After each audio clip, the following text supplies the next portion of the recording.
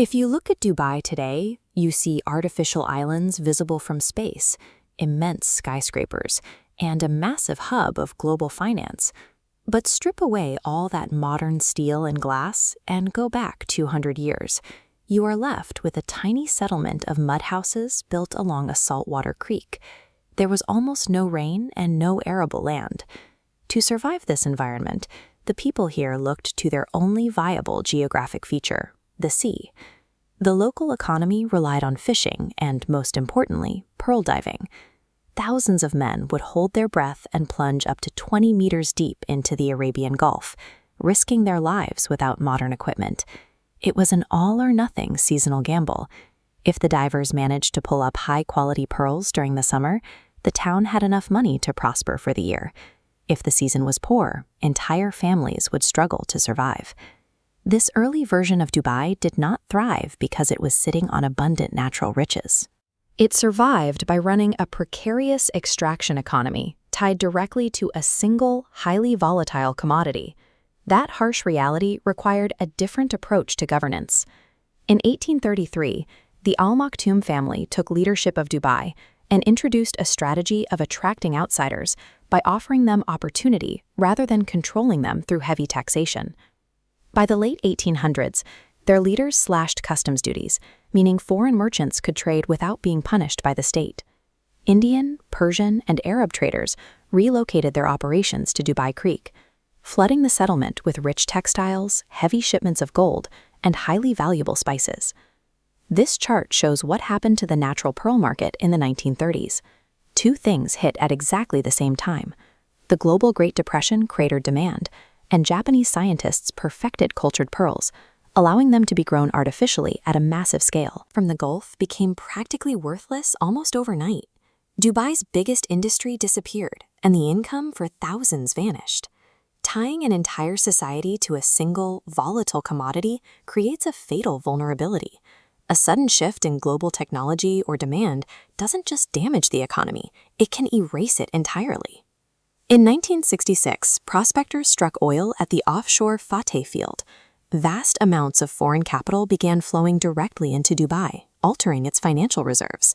Dubai's leaders viewed this sudden influx of wealth as temporary starting capital. They began investing it immediately, knowing oil was a finite resource with an inevitable expiration date. Sheikh Rashid bin Saeed Al Maktoum became the architect of this era. He believed that building infrastructure was the only way to create sustainable wealth, and he deployed oil capital to ensure the city didn't have to wait for the future to arrive. He immediately used oil revenues for massive physical upgrades. He dredged Dubai Creek to accommodate larger cargo ships, built modern road networks, and constructed schools and hospitals. Let's look at this map of the region's shipping routes in the 1970s. Sheikh Rashid took an enormous gamble by pouring capital into Port Jebel Ali. Many thought building one of the largest man-made ports in the desert was a mistake. Port Jebel Ali was built to capture the future scale of global shipping. When international trade expanded, Dubai already had the capacity to handle it, drawing in regional headquarters, factories, and massive warehouse networks. An aggressive, debt-leveraged infrastructure investment creates a powerful multiplier effect. It turned a temporary resource into a permanent logistical dominance. Moving cargo was only the first step. Getting massive international corporations to move their actual offices to the Middle East was more difficult, as global firms often avoided the region's complicated regulations and local taxes. Dubai bypassed these bottlenecks by creating free zones. Within these specific geographic bubbles, foreign companies enjoyed 100% ownership, tax advantages, and heavily simplified legal frameworks designed for global business. Technology, media, and finance giants rapidly relocated into these zones. Each new company that arrived attracted more businesses, creating a powerful network effect of human capital and expertise.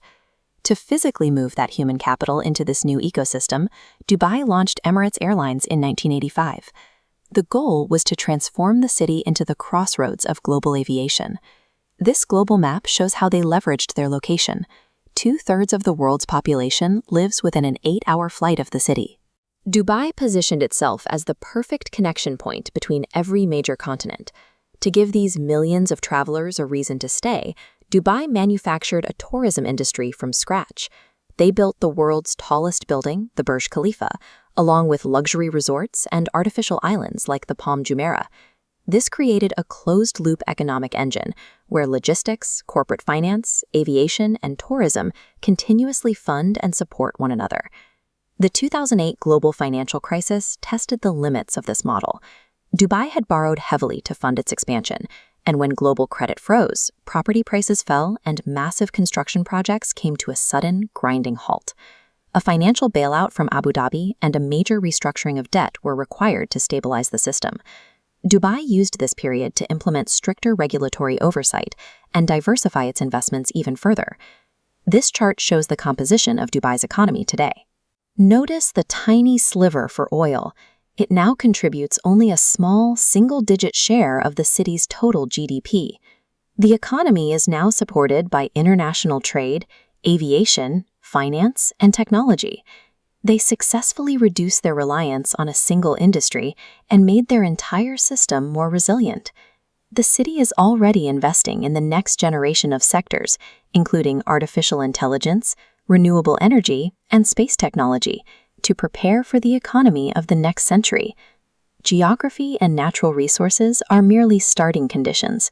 True economic success depends on how those resources are invested and the willingness to continuously reinvent the entire system.